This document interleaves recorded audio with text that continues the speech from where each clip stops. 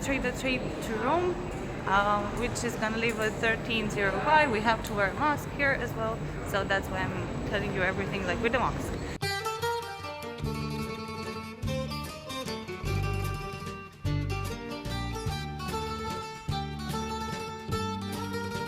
Okay, this is the train we're gonna ride in. It's called Italo and it's gonna go for Rome. So very cute. We have a socket for charging our things and some place to put our backpacks in, a trash bin and a table in case you need to eat something. Some things you can put like your coat on, and this chair can move a little bit for you to have more space. Basically that's it. It's quite yeah, it's normal. It's good for a 4 hours trip, even for a longer time.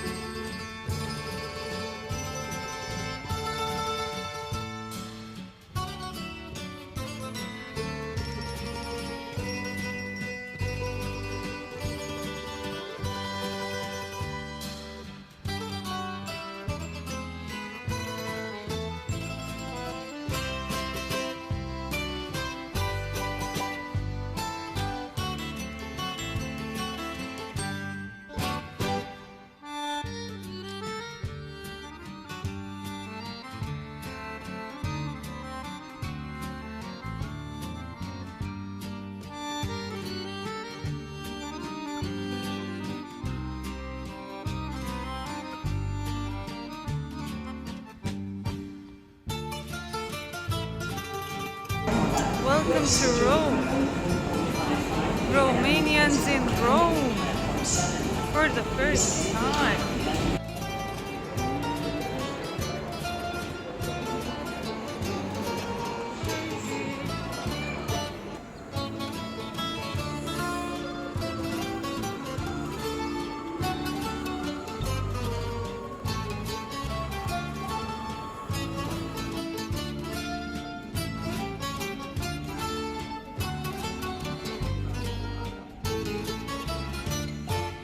Walk on the street and then you see something like this, which was I have no idea what it was. Was it a church? Was some like aqueduct, water system, or I have no idea. Can someone explain it to me, please? Yes, baby. This is how carbonara is supposed to look like, guys. And the meatballs. Looking good.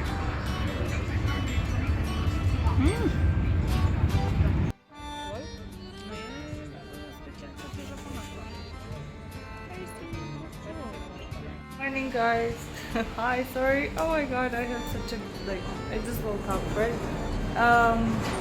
So this is our hostel room, and now I'm gonna show you a little bit of Rome, because we woke up in Rome today, and I hope I can show you something. Welcome to Rome. This is the view from our window today.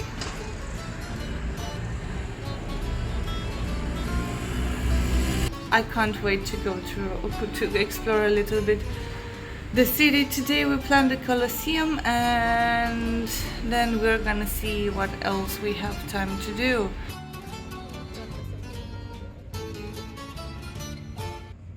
Welcome guys at the Colosseum. Let's go get some tickets. Woo! Beautiful building. I think it's one of the most recognizable things in the world, right? Okay, let's check it out. It looks like we have a big line ahead, but yeah, we didn't get any tickets. Like we didn't prepay for anything. Let's see how long it's gonna take for us to reach the ticket booth.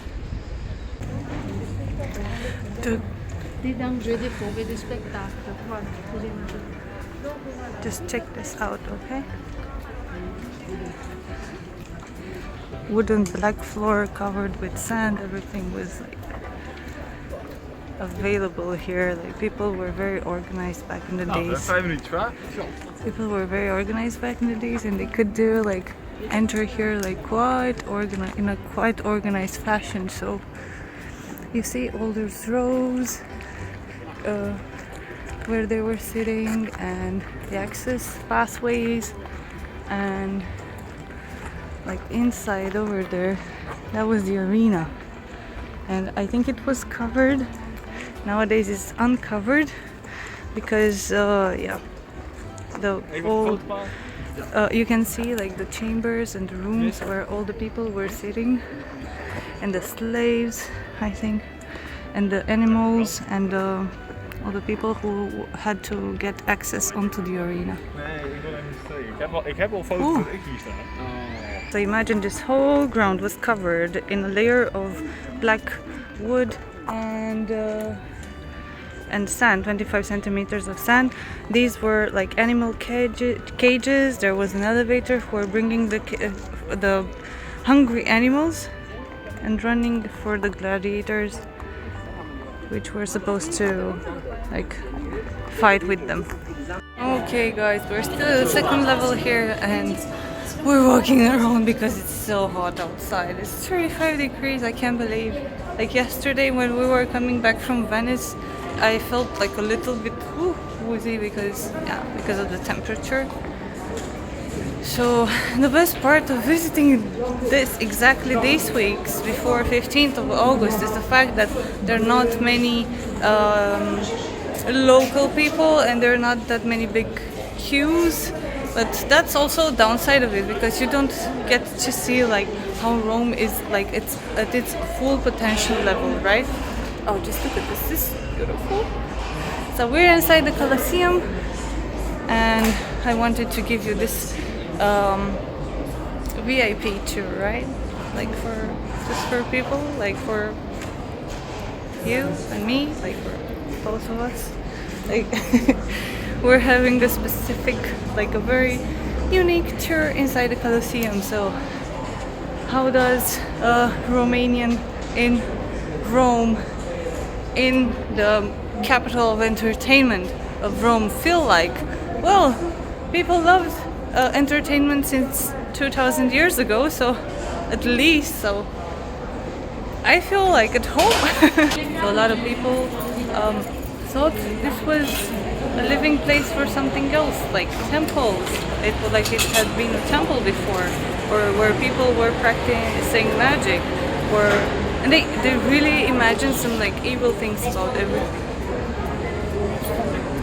I'm gonna show you a little bit of the details here of what the people are saying, but everything is so interesting because they had like this fantastic image of the Colosseum being a spiritual thing, that only the magicians were visiting, and so on and so forth, which was actually not true, but that was only possible to discover after people did some research. Okay guys, so these were the sponsors of the Colosseum. All these names were the rich families that helped sponsor the Colosseum, and because of this they received like a VIP place for whenever they wanted to come inside here. So these VIP places had to be paid for every year, so that the Colosseum had enough money to sustain itself. But this is where Caesar actually came back in the days and was giving the thumbs up or the thumbs down. Thumbs up if the gladiator should be kept alive to fight for his freedom in the next fight, or thumbs down if he was supposed to die. Like if the people didn't like him, they were like, okay, thumbs down, just exit through that exit.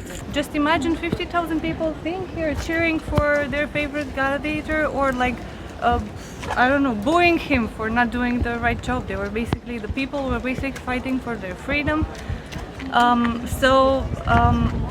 This is why they built a school, like for the gladiators to have more chance, maybe to get their freedom, or to be more entertaining for the Roman audience. So Vespasian built this. It was very expensive. They had to rob a temple in Jerusalem to build this.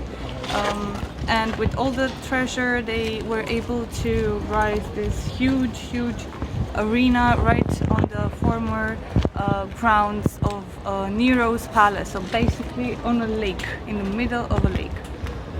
This was supposed to be a lake, right? And they had to cover it. At the beginning they had battleships, and now everything was turned into gladiator fighting. With all of this being said, thank you for coming with us on the Colosseum tour, and let's go to the next things we have to see today. Super hot outside, so I hope I'm gonna make it. See you later. Okay, I'm soaking wet. This was the best shower I had like since ages. Right in front of the Colosseum. It was so hot, and there was like one guy spraying everyone with cold water, so I went straight in there. This feels so good. 37 degrees now in Rome, and we just exited the Colosseum after 2 or 3 hours of visiting it.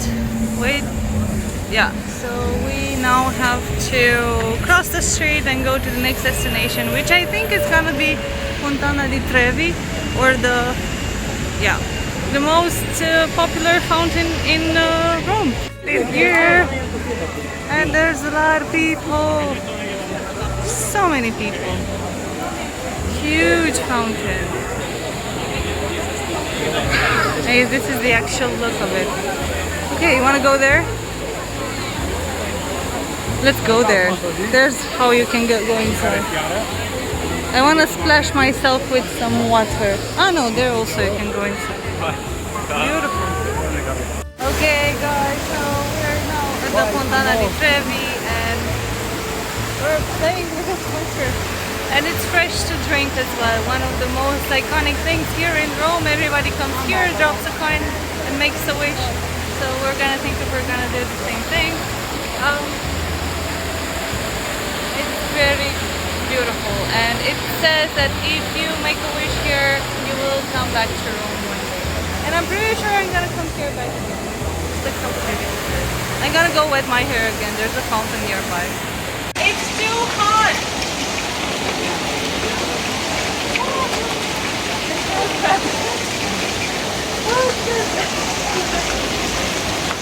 Okay, now it's better. It's so hot, guys, here. It's like 40 degrees, 38 minimum. I've been melting all day long, like all the other tourists here. But I have a t-shirt to cover my head, so that's pretty much okay. So it's not all like Instagram fashion thingy. No, man. If it's hot, then it's hot. You have to protect yourself from the sun. Especially here in Italy, and especially the fact that like it's been like there have been like massive fires throughout the south of Italy, right? And now in Greece, like it's crazy. Okay, let me see. This is off. How else can I get out? Area riservata. Well, Temple of Vesta. Okay. So the Vestals, I think you know what they were. They were virgins, were supposed to protect the fire, which was supposed to protect the city.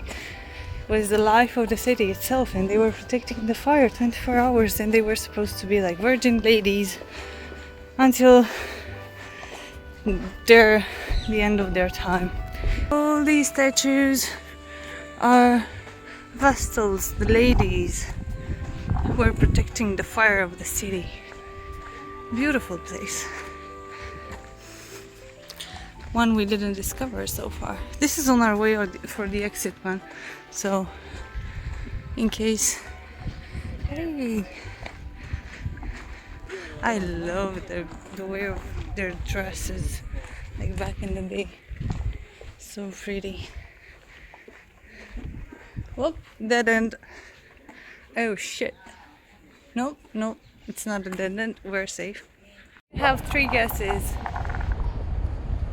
to check out where I am right now. It's in Rome, right? It's huge and it's the center of religion, of Catholic and Christian Catholic religion. And this is it. You have a clue. Woo.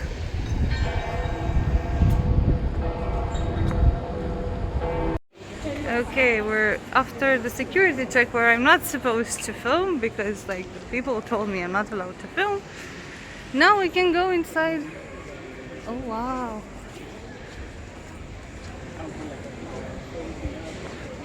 The Basilica. That is so gorgeous. So gorgeous. And I'm so happy we made it because we were so late today visiting the other things and I had no clue we're gonna make it, if we were gonna make it or not. This is the really famous square, Vatican Square. We're actually like in the smallest country in the world. This is crazy. Smallest country. Beautiful, beautiful place. Just check the view in the back. Amazing. This is the largest church in the world, like by interior measure, right? It's one of the holiest Catholic shrines in the world, and it was designed by Michelangelo and a lot of other important figures from the past. This is a very famous place for pilgrimage, and people come here because the Pope presides the number of masses throughout the year. You have to accommodate 50,000 people to 80,000 people. You come here and you're just like staring at the height of the walls and you're just like thinking how people could build this thing like ages ago. And it's magnificent. Like you have all the wooden sculpture in the middle. You have a lot of golden artwork made out of pure gold, and the marble floors. Here in the corner we found the Pietà by Michelangelo, which is one of the most famous sculptures of Michelangelo, and you have a lot of space for people to come inside and move, and you have prayer places where people stay and take their time doing like little prayer, and you're impressed by how beautiful the whole place is and how magnificent this is, and quite modest if you'd ask me. I mean, it's very high, it's very tall, it's ornate, but it's not too much. So this is built on the tomb of Saint Peter, one of the apostles of Jesus. And this is where you can find the inscription that Peter is here. So there is a tomb, and all of this church was built on top of it.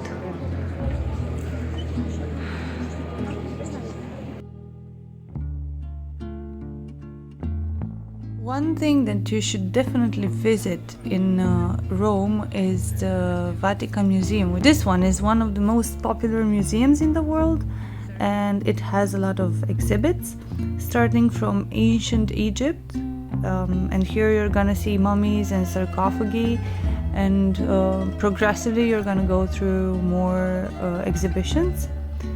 A large part of the museum is made out of ancient statues. For example, the first sculpture being Laocoon and his sons. That was the first sculpture ever. And then we have various interpretations of Roman and Greek emperors. We have a lot of gods performing actions from the Green and Roman mythology. We have ceilings, very colorful ceilings painted by amazing painters and very popular painters like Raphael, that look amazing and very colorful, and they have an amazing game of light. We have a lot of paintings on the walls. Most of the walls are painted and the ceilings are beautifully decorated with cold color and a lot of vivid colors. And no visit can be ended without a visit to Michelangelo's Sistine Chapel. That's the highlight of the whole tour. And actually here inside you cannot film, but you know, your girl got you covered.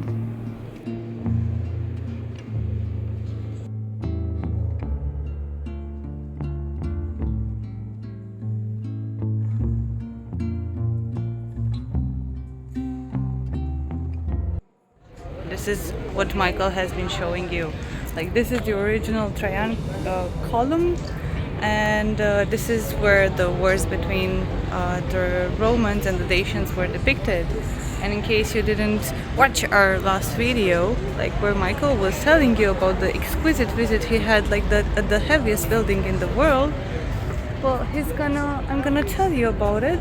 Like, it's exactly the same thing, just like this is the original. We also saw, like before the Colosseum, that there were huge games and there was huge entertainment prepared when Trajan conquered Dacia. So that was like a big deal, even though some people wouldn't like to admit, like in the history books and everything. Like, that was like, you have two sources, right? So yeah. What do you think? What do I think as a Romanian visiting Rome for the first time? Well, it's a lot. If you love history and you're passionate about it, like, come and visit it. If not, then just go around in the markets here, in the plazas, in the piazzas, because there's like where the amazing food is. That's where the pasta, pizza and lasagna and everything is. Like, if not, like, you enjoy the cocktails and talking with the very like super happy Italian people and waiters and like everybody you interact with. And if you're more into history and culture, this is like a total dream. Okay, so yeah, thanks Mike for showing us this thing. I'm showing you the original, so yeah, hope you had like an overview of everything we've done so far. Bye guys.